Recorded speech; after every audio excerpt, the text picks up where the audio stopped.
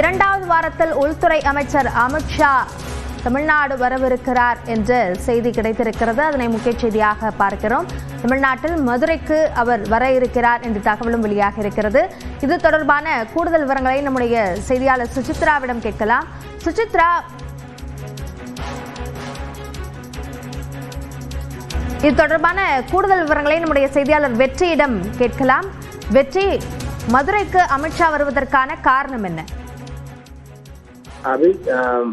தமிழக சட்டமன்ற தேர்தல் நெருங்கிக் கொண்டிருக்கிறது. இன்னும் 10 மாதங்கள் இருக்கக்கூடிய நிலையில் திமுக அதனுடைய பொதுக்குழு மதுரையில் நடத்தியிருந்தார்கள். அதனுடைய அடுத்த கட்ட நகர்வாக பாஜக தேர்தலுக்கு தயாராகும் பொருட்டான வேலைகளை துவங்கி நடத்தி கொண்டிருக்கிறார்கள்.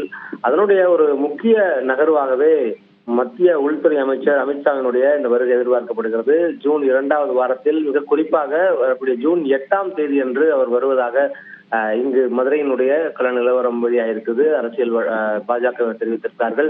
ஜூன் 8ஆம் தேதி மதுரையில் இருக்கக்கூடிய ஒத்தக்கடை பகுதியில் மாநிலம் முழுவதும் இருக்கக்கூடிய நிர்வாகிகளோடு அவர் ஆலோசனை நடத்துகிறார். மாநில தலைவர் நயனா நாகேந்திரனுடைய ஏற்பாட்டில் மாநிலம் முழுக்க இருக்கக்கூடிய அனைத்து மாவட்ட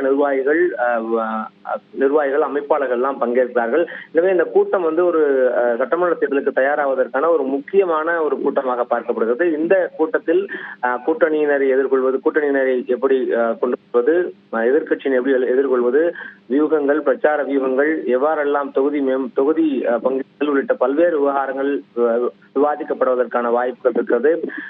மதுரை எப்போதும் இந்த அரசியல் தட்பவெட்பங்களை பரிசோதிப்பான களமாகவே எப்போதும் பார்க்கப்பட்ட நிலையில் தற்பொழுது திமுகவை தொடர்ந்து பாஜகவும் அடுத்த கட்ட நகர்வுக்கு தயாராகி கொண்டிருக்கிறார்கள். இன்றைய தினம் அமித்ஷாவினுடைய வருகை தொடர்பான அந்த கட்சியினருடான ஒரு அதிகாரப்பூர்வ ஆலோசனை நடத்தப்படவிருக்கிறது 11 மணி அளவில்.